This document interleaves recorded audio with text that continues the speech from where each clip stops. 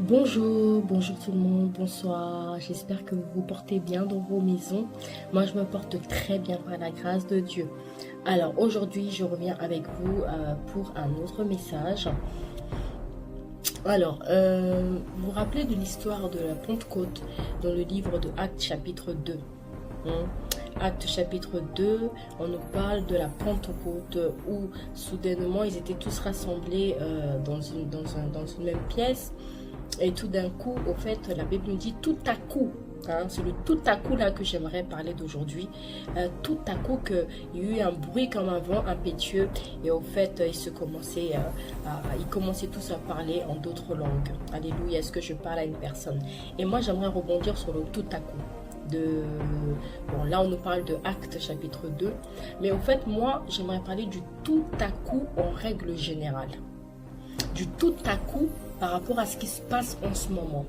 D'accord? Du tout à coup. Dans Actes chapitre 2, c'est un bon événement. C'est merveilleux, c'est la Pentecôte, c'est gloire à Dieu. Les gens ont commencé à parler en d'autres langues. D'accord? Mais moi, j'aimerais parler d'un autre tout à coup. D'accord? J'aimerais que les gens, au fait, les personnes soient vigilants par rapport à ce que je veux dire là, maintenant. Et ce tout à coup dont je vais parler, c'est un tout à coup qu'on a subi récemment. D'accord? Et vous allez savoir de quoi je parle tout de suite. D'accord? Si je vous parle du coronavirus, est-ce qu'il n'y a pas eu un tout à coup quelque part? La Pentecôte, c'est un bon événement. Il y a eu un tout à coup, ça veut dire que c'est venu spontanément. Paf! La Pentecôte. Ils ont commencé à parler en d'autres langues. L'Esprit est descendu spontanément, soudainement, sans qu'ils préviennent qui que ce soit, sans qu'ils avertissent qui que ce soit. Ils ont commencé à parler en d'autres langues. Mais le tout à coup dont je vais parler, c'est différent. Parce que c'est un tout à coup qui nous a surpris. C'est un tout à coup qui nous a fait pleurer. C'est un tout à coup qui a fait en sorte que les vies soient perdues. C'est un tout à coup où des gens ont perdu des membres de leur famille. C'est un tout à coup où des gens sont morts. Des milliers de personnes sont mortes. Et je parle du Covid. Ce tout à coup, lorsqu'il est venu, les gens ont pleuré. Les gens ont pleuré. Donc j'aimerais tirer à votre attention. J'aimerais dire à une personne maintenant. La Scola Valia. J'aimerais dire à une personne maintenant. Écoutez, nous sommes dans des temps de la fin. Nous devons nous préparer d'une manière sérieuse. Nous devons nous attacher aux Écritures et à la parole de Dieu. Nous devons pratiquer les Écritures. Nous devons pratiquer la parole de Dieu. Parce que lorsque le tout à coup va se manifester, je parle maintenant de l'enlèvement. Parce que le Covid, quand il est venu, il n'a prévenu personne. Il n'a averti personne. Même certains prophètes étaient étonnés. C'est pour vous dire que même quand le Covid est venu, il y a des prophètes qui n'étaient même pas au courant. Est-ce que je parle à une personne? C'est un tout à coup de mort qui est venu. Le Covid a annoncé la mort. Est-ce que je parle à une personne? C'est un tout à coup qui est venu d'une manière spontanée. C'est un tout à coup qui est venu surprendre les nations. Au début, il n'était que sur une ville. Après, c'est répandu dans beaucoup de villes. Donc, c'est un tout à coup qui est venu surprendre la population. C'est un tout à coup qui est venu surprendre l'Église. Mais le tout à coup que je vais parler aujourd'hui, je parle de l'enlèvement. Parce que lorsque l'enlèvement aura lieu, il va se faire en claquant des doigts comme ça. Un tout à coup. Personne ne vous préviendra de l'enlèvement. Vous ne savez pas à quelle heure date c'est. Vous ne savez pas quand aura lieu l'enlèvement. Vous ne savez pas quel jour. Vous ne savez pas quelle période. Vous ne savez pas quel moment. Vous ne savez pas quel mois. Mais vous allez voir se manifester un tout à coup. Paf, ça change tout. Est-ce que je parle à une personne? Est-ce que vous comprenez le tout à coup dont je suis en train de parler? Est-ce que je parle à quelqu'un? Je parle d'un tout à coup qui va même pas avertir qui que ce soit, même pas un prophète, des prophètes. Il n'y aura pas ça. Dieu va prévenir personne. Dieu va alerter personne. Lorsque la trompette va sonner, elle va se faire ressentir, elle va sonner comme un tout à coup. Je viens avertir une personne de se préparer, de ranger sa vie, de se recadrer, de demander pardon si cette personne doit demander pardon. Si cette personne a fait du mal, qu'elle s'humilie, qu'elle demande pardon.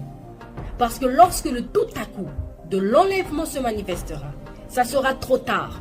Tu ne pourras plus demander pardon. Ça sera trop tard. Tu ne pourras plus chercher la sanctification. Trop tard. Tu ne pourras plus chercher la consécration. Ça sera trop tard. Tu ne pourras plus prier. Ça sera trop tard. Tu ne pourras plus supplier le Seigneur. Ça sera trop tard. Tu ne pourras plus fuir le péché. C'est now. C'est maintenant. C'est now. C'est maintenant. La repentance, c'est maintenant. Le pardon, c'est maintenant. La sanctification, c'est maintenant. La consécration, c'est maintenant. Est-ce que je parle à une personne? Parce que lorsque le tout à coup de l'enlèvement va survenir, tu n'auras plus le temps. Ça va être trop tard. Ça va être trop tard. Et je ne veux pas que tu fasses partie des personnes qui vont rester pendant les 7 années de tribulation. Parce que lorsque les sceaux vont être relâchés, dans Apocalypse chapitre 6, je vous invite à lire Apocalypse chapitre 6, qui nous parle des cavaliers. Allez lire Apocalypse. Pour l'instant, ces sceaux ne sont pas encore relâchés. Le cheval blanc n'est pas encore relâché, l'antéchrist. Le cheval blanc ne représente pas Jésus-Christ, mais le cheval blanc représente le faux Jésus. Le cheval blanc représente l'antéchrist. Le cheval blanc représente la fausse paix. Le cheval blanc, le cheval roux, le cheval noir, le cheval vert. Il y en a d'autres versions disent cheval pâle, le dernier cheval vert. Le cheval blanc, l'antéchrist. Ensuite le cheval roux. Ensuite le cheval noir. Et ensuite le cheval vert. Lorsqu'ils vont être relâchés. Si tu es resté après l'enlèvement, c'est compliqué. Parce que ça sera des temps de famine. Des famines terribles. Ça va être des temps de guerre. Ça va être des temps où les gens vont s'entretuer entre eux. Parce que ça sera terrible. Ça sera terrible. Je viens pour prévenir le peuple de Dieu. Que celui qui a des oreilles entende ce que l'Esprit dit à l'Église. Que celui qui a des oreilles entende ce que l'Esprit vient dire à l'Église. Je ne viens pas pour vous faire peur. Mais je viens pour vous avertir de ranger votre vie maintenant, now. De demander pardon lorsqu'il faut demander pardon, maintenant. Il y a certaines personnes encore qui ont fait du mal à des gens. Qui n'ont pas demandé pardon. Personnellement à ces personnes à qui ils ont fait du mal. Il y a certaines personnes qui ont encore des vies cachées. Ceux qui ont des vies cachées. Je vous conseille de ranger vos vies. Je vous conseille de mettre de l'ordre dans vos vies. Je vous conseille de mettre de l'ordre dans vos vies. On ne se moque pas de Dieu. Ce que l'homme aura semé, il le moissonnera. J'appelle à la repentance. J'appelle à la sanctification. J'appelle à la consécration. J'appelle à la mise à part pour le Seigneur Jésus-Christ. Oui. De l'ordre dans les vies. Ceux qui sont dans des foyers, qui ne sont pas mariés, mettez de l'ordre dans votre foyer. Faites les démarches administratives, allez à la mairie pour vous marier. Ceux qui sont dans l'adultère, cessez l'adultère, cessez de tromper vos épouses, cessez de tromper vos époux.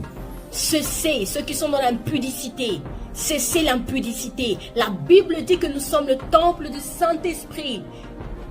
Celui qui détruit le temple de Dieu, Dieu le détruira. Est-ce que je parle à une personne? Ces paroles ne viennent pas de moi, mais ces paroles viennent de mon Père. Quand je parle, ce n'est pas moi qui parle. Pourquoi? Parce que c'est Christ qui vit en moi. Ce n'est plus moi qui vis, mais c'est Christ qui vit en moi. C'est Christ qui parle. C'est Christ qui est en train de parler au travers de ma bouche. Ce n'est pas Bardolu, mais c'est Christ. Quand vous êtes rempli du Saint-Esprit, le Saint-Esprit prend le contrôle de votre bouche. Est-ce que je parle à une personne? Arrêtons de faire semblant. Arrêtons de vivre de vie qu'on ne vit pas.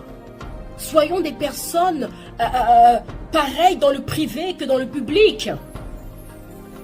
Beaucoup de personnes sont dans le privé une autre personne et dans le public une autre personne. C'est vrai qu'on a chacun notre personnalité. On ne va pas non plus exposer toutes nos faiblesses, c'est vrai. Mais je veux dire que soyons nous-mêmes. Soyons vrais. Soyons spontanés. Dieu aime les personnes qui sont dans la vérité. Les personnes qui s'examinent. La Bible dit examinez-vous. Examinez-vous. Certaines personnes savent sont dans le faux. Mais ils font semblant. Ils se cachent. Mais d'autres personnes, c'est encore pire. Ils sont égarés. C'est-à-dire que la parole de Dieu ne les touche même plus. La parole de Dieu ne les corrige même plus. La parole de Dieu ne leur touche plus. Ils sont égarés, ces gens-là. Ils ont l'esprit d'égarement. Parce que je n'arrive pas à comprendre que lorsque l'on parle, ils n'écoutent pas. Que lorsque l'on parle pour leur propre bien, ils n'écoutent pas. Ils n'écoutent pas. Pourtant, c'est pour votre bien. C'est pour vous le salut de vos âmes. Personne n'est parfait. Mais je pense que lorsqu'on reçoit la parole de Dieu, lorsqu'on a le Saint-Esprit, la repentance se manifeste. Oui, la véritable repentance se manifeste. Beaucoup dans l'église disent qu'ils ont le Saint-Esprit. Beaucoup dans l'église disent qu'ils prient. Beaucoup dans l'église disent qu'ils ont Dieu. Mais quand on regarde aux fruits de la haine, de la jalousie, des disputes, des querelles, de la méchanceté, de la sorcellerie. Écoutez, j'ai du mal à croire quand je vois ce genre de fruits. Ce que le Seigneur veut voir, c'est le fruit de l'esprit de Galates 5, 22. Mais le fruit de l'esprit, c'est l'amour, la paix, la joie, la patience, la maîtrise de soi, la bonté, la bénignité, la fidélité, la tempérance.